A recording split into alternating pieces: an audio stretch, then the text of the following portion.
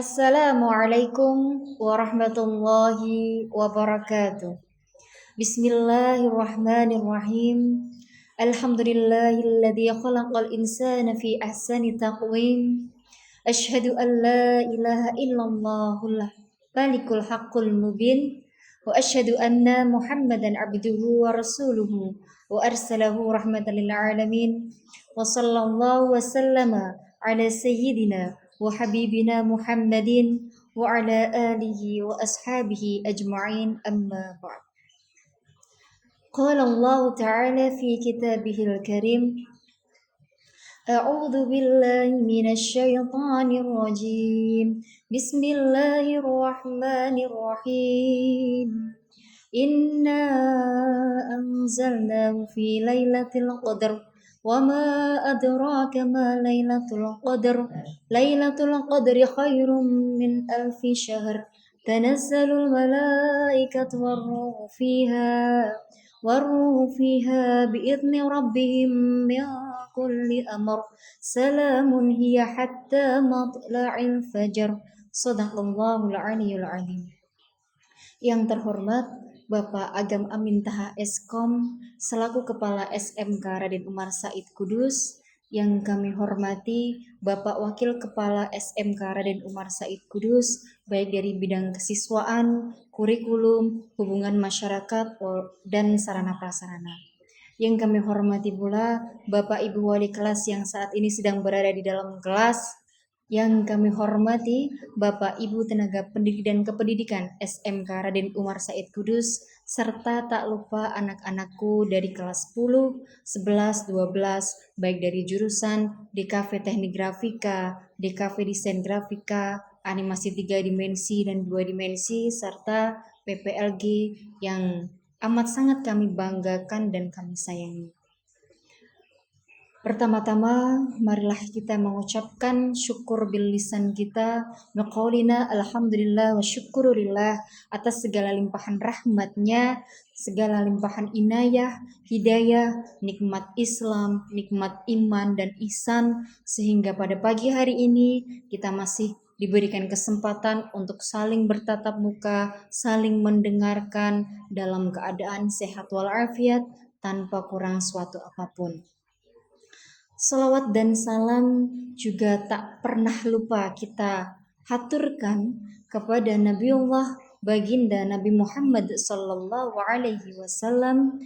Beliaulah yang telah mengantarkan kita dari zaman jahiliyah menuju zaman Islamiyah, dan beliaulah yang kelak memberikan kita syafaatnya di yaumul kiamah nanti. Amin, amin ya rabbal alamin.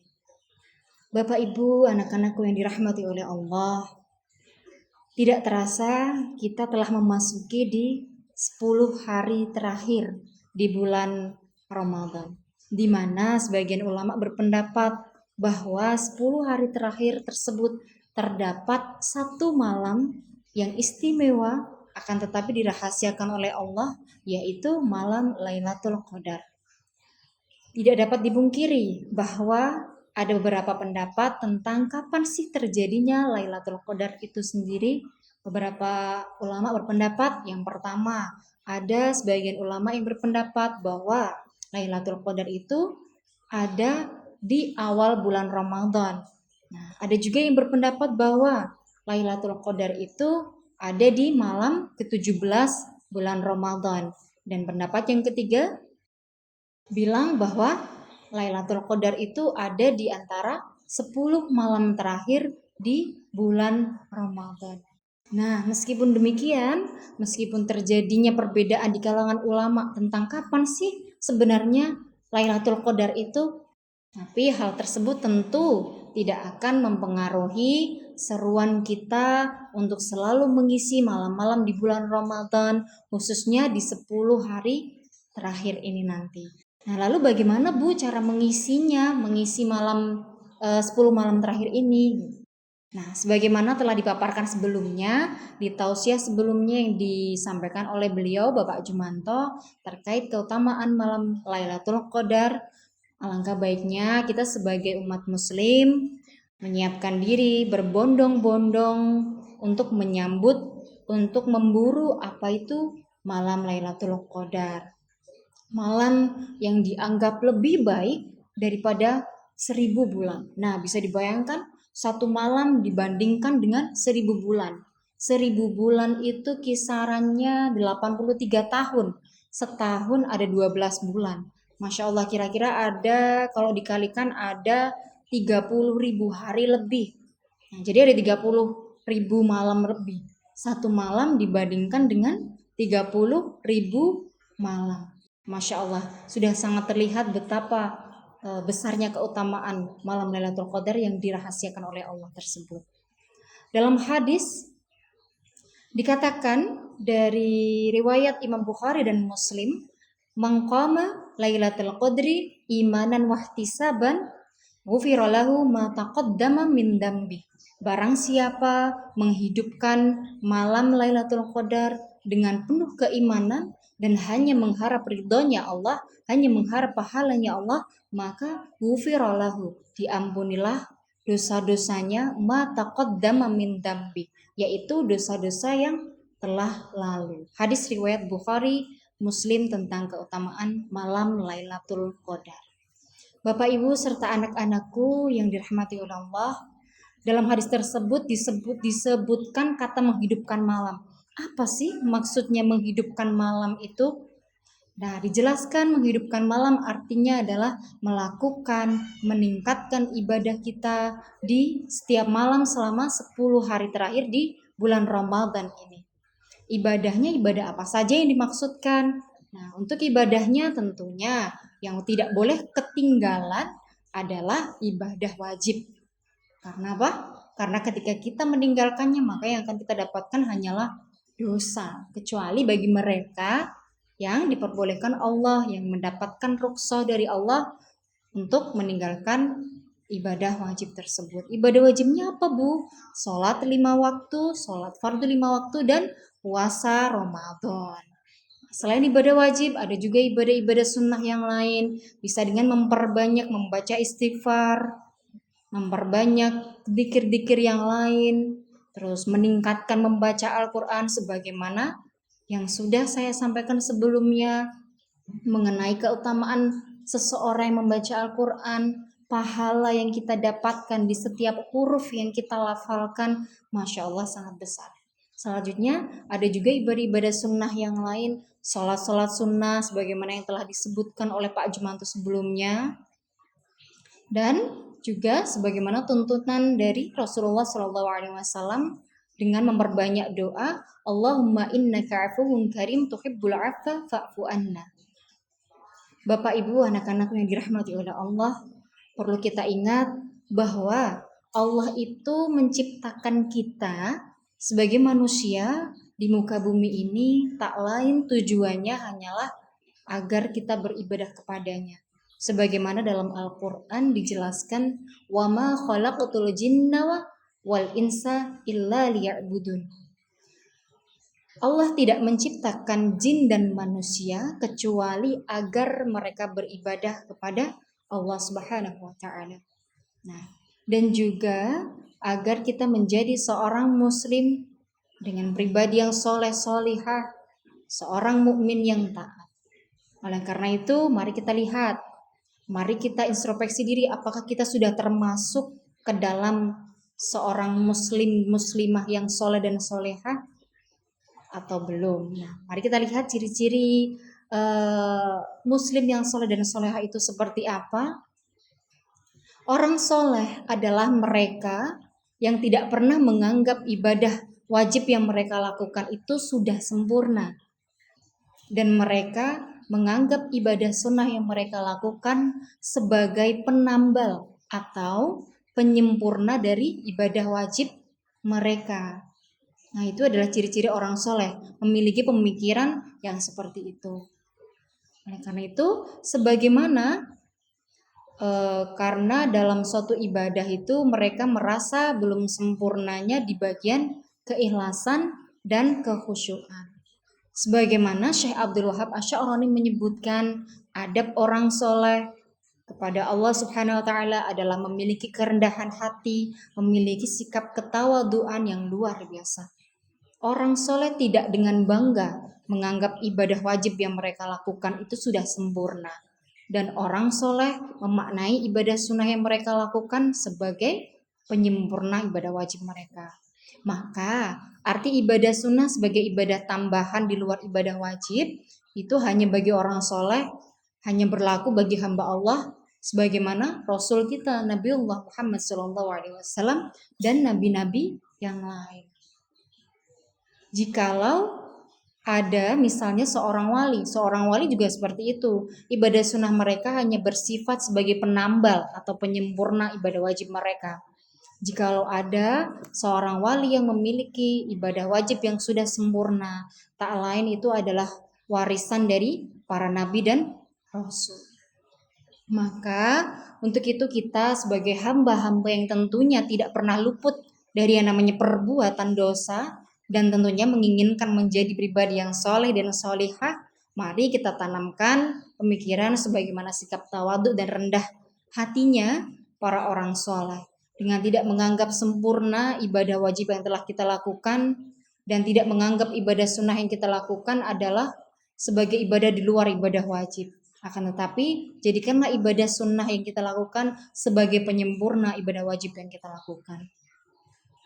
Bapak Ibu, anak-anakku yang dirahmati oleh Allah, ada pun salah satu dari ibadah sunnah yang penuh dengan keutamaan yang bisa menyempurnakan ibadah wajib kita, khususnya di malam 10 malam di bulan Ramadan ini, sebagaimana tema yang akan kita bahas kali ini adalah tentang keutamaan sholat sunnah tasbih dan tata cara pelaksanaannya.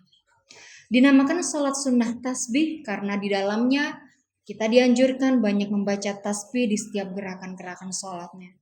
Sholat tasbih merupakan salah satu sholat yang dipandang oleh para ulama memiliki keutamaan yang sangat besar bagi siapapun yang mengamalkannya.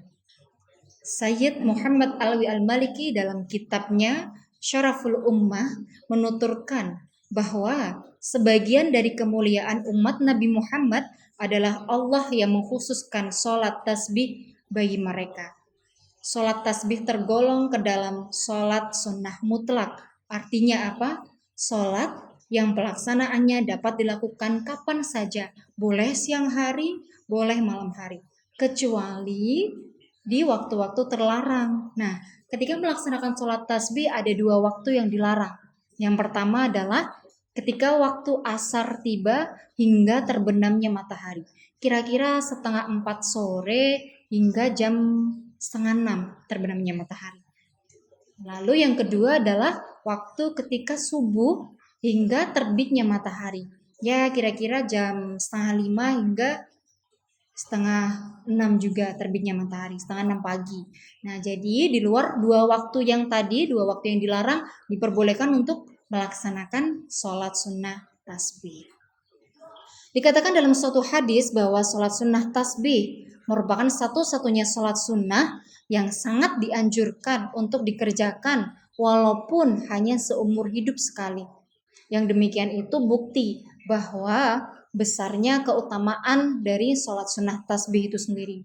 Nah sebelum kita memaparkan tentang keutamaan dari sholat sunnah tasbih, terjadi perbedaan pendapat ulama tentang jumlah rakaatnya sholat sunnah tasbih. Sebagian ulama berpendapat bahwa sholat tasbih dilakukan dalam 4 rakaat sekali salam. Ada juga yang berpendapat bahwa dilakukan 4 rakaat tapi 2 kali salam. Artinya 2 rakaat salam, 2 rakaat salam. Dan ada juga ulama yang akhirnya mengambil jalan tengah, yaitu berkata bahwa sholat tasbih 4 rakaat dengan sekali salam dilakukan lebih utama pada siang hari. Dan sholat tasbih ketika dilakukan pada malam hari jumlah rakaatnya adalah 2 rakaat salam, 2 rakaat salam. Artinya 4 rakaat dengan 2 kali salam. Adapun niatnya bisa yang pertama jika dilakukan dengan 2 rakaat salam, 2 rakaat salam berarti usolli sunnat tasbih raka'ataini lillahi ta'ala.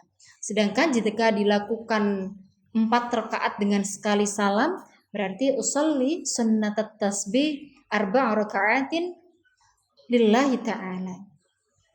Nah, Jadi hal pertama, dalam suatu riwayat dijelaskan tentang perbedaan pendapat dari para ulama tentang jumlah rakaat. Dari karya Syekh Muhammad Nawawi Al-Bantani dalam kitabnya Nihayatuz Zain, di situ dijelaskan yang pertama bahwa sembahyang tasbih, sholat tasbih merupakan salah satu sholat sunnah yang tidak dianjurkan untuk berjamaah. Jadi ketika anak-anakku, bapak ibu ingin mengerjakan sholat tasbih, dianjurkan lebih mulia mengerjakannya secara munfarid atau tidak berjamaah, sendiri-sendiri. Apabila memang terpaksa harus dilakukan secara berjamaah dengan niat sebagai pembelajaran, maka tetap diperbolehkan. Di samping itu, adapun tentang waktu pelaksanaannya sesuai riwayat dari Muhammad Nawawi, Imam Nawawi, disebutkan juga waktu pelaksanaan sholat tasbih sepanjang waktu kecuali di waktu yang dilarang, sebagaimana yang sudah saya sebutkan tadi. Sedangkan mengenai tata cara pelaksanaan sekaligus keutamaan, dalam kitab Shahih At-Targhib wa At-Tarhib dalam bab anjuran sholat tasbih terdapat hadis sahih dalam Sunan Abu Daud yang menerangkan dengan jelas. Redaksinya sangat panjang. Di sini saya mau menjelaskan intinya saja.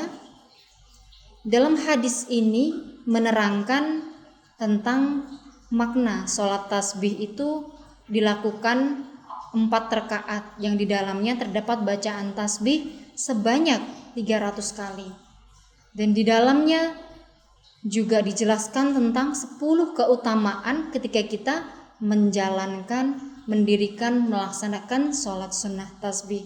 Apa itu?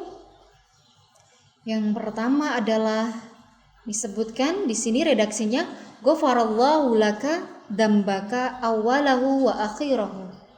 Allah akan mengampuni dosa-dosa kita, baik yang awal maupun yang akhir, qadimahu wa hadisahu, yang telah lalu maupun yang baru, khoto'ahu wa amdahu, yang tidak sengaja maupun yang disengaja, soghirahu wa kabirahu, dosa yang kecil maupun dosa yang besar, sirrahu wa alaniyatahu asyarin khisalin, baik yang kalian sembunyi-sembunyi ketika berbuat dosa maupun yang terang-terangan ketika berbuat dosa.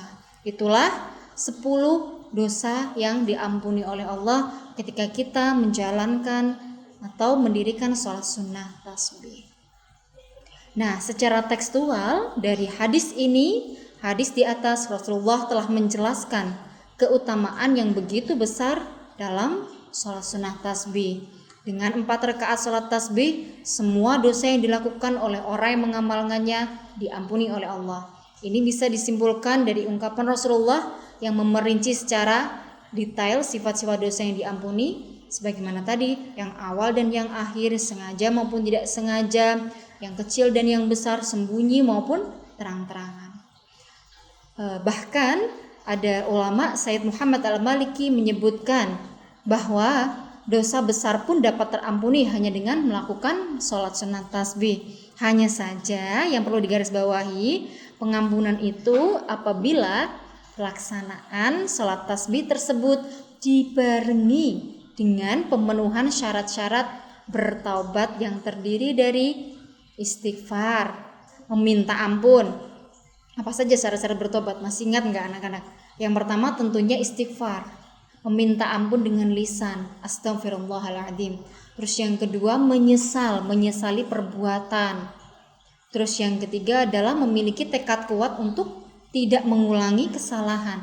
Nah, itu syarat-syaratnya bertobat.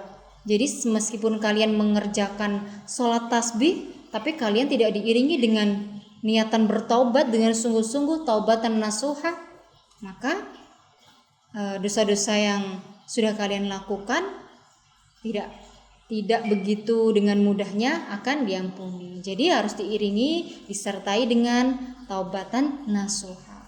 Bu, anak-anakku yang dirahmati oleh Allah, selain keutamaan waktu pelaksanaan jumlah rakaat yang dijelaskan dalam redaksi tadi, juga disebutkan mengenai tata caranya pelaksanaan sholat sunnah tasbih itu sendiri. Sholat sunnah tasbih sejatinya sama dengan bagaimana ketika kita melakukan sholat-sholat yang lain. Akan tetapi bedanya memang ada di bacaan-bacaan tasbih di setiap gerakan-gerakannya.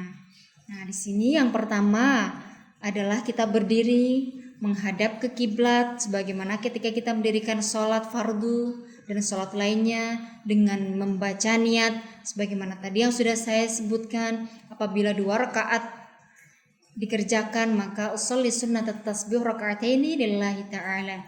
Apabila 4 rakaat dengan sekali salam, maka usolli sunnat tasbih arba'a raka'atin lillahi ta'ala. Aku berniat mengerjakan sholat sunnah tasbih 2 rakaat karena Allah Ta'ala. Aku berniat mengerjakan sholat sunnah tasbih 4 rakaat karena Allah Ta'ala. Lalu selanjutnya takbiratul ihram, Allahu Akbar, dan membaca doa iftitah Allahu Akbar kabira atau Allahumma ba'id, lalu membaca surat Al-Fatihah, surat pendek, dilanjutkan dengan membaca tasbih 15 kali. Subhanallah walhamdulillah wala ilaha illallah wallahu akbar sebanyak 15 kali.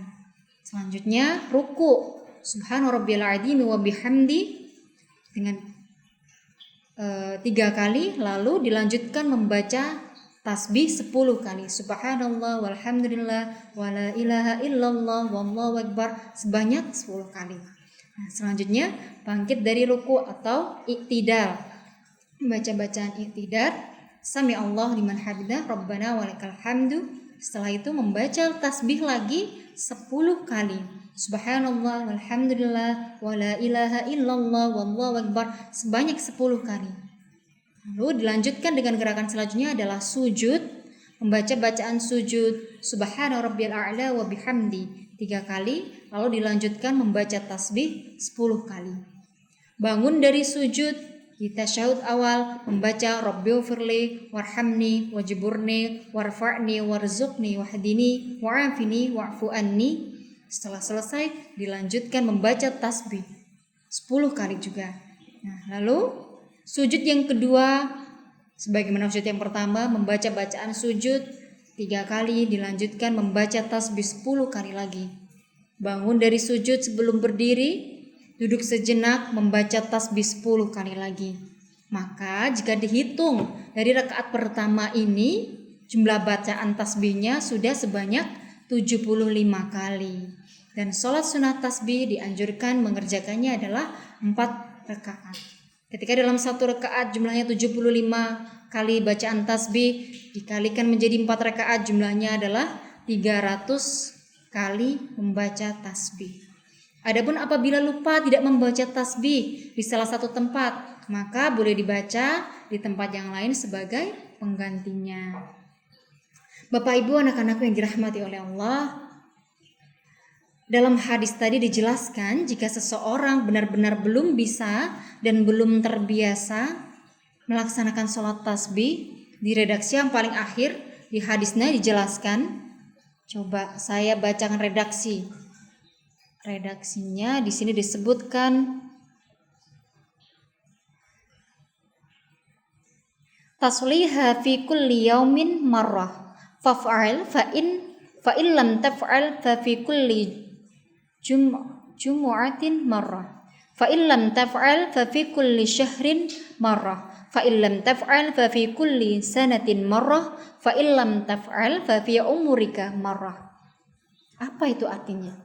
Artinya adalah ketika seseorang itu belum mampu mengerjakan sholat tasbih sepekan sekali, boleh dikerjakan sebulan sekali. Lah kok belum bisa lagi, belum mampu lagi, gak ada waktu misalnya, boleh dikerjakan setahun sekali. Lah kok lupa atau belum sempet, boleh dikerjakan sekali, minimal sekali seumur hidup. Nah, apa maknanya dari sini? Bahwa kita dianjurkan untuk jangan sampailah kita tidak melaksanakan sholat tasbih walaupun hanya sekali dalam seumur hidup kita. Maka marilah kita isi sisa malam-malam Ramadan kita ini dengan sebaik-baiknya, dengan semampu-mampunya, yaitu salah satunya sebisa mungkin untuk menyisihkan waktu sebentar untuk mulai mengamalkan sholat tasbih. Terkhusus mari kita mulai lakukan di 10 hari terakhir di bulan yang mulia ini.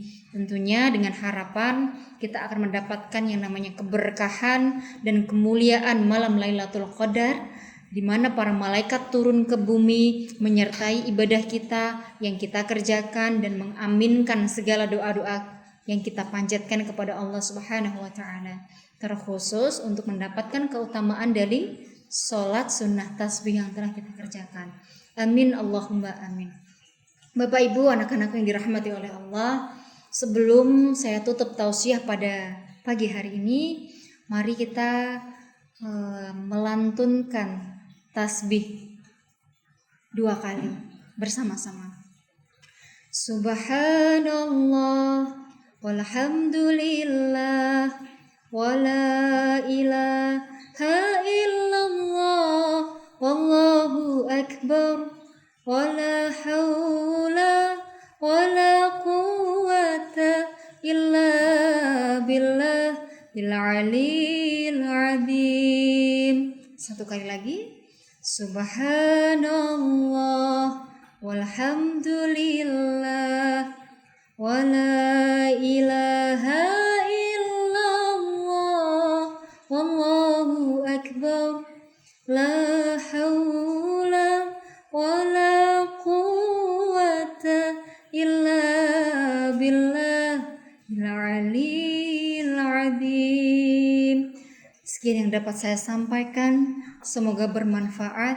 Saya mohon maaf apabila terdapat tutur kata yang kurang berkenan di hati Bapak Ibu maupun anak-anakku sekalian. Wabillahi taufiq wal hidayah. Assalamualaikum warahmatullahi wabarakatuh.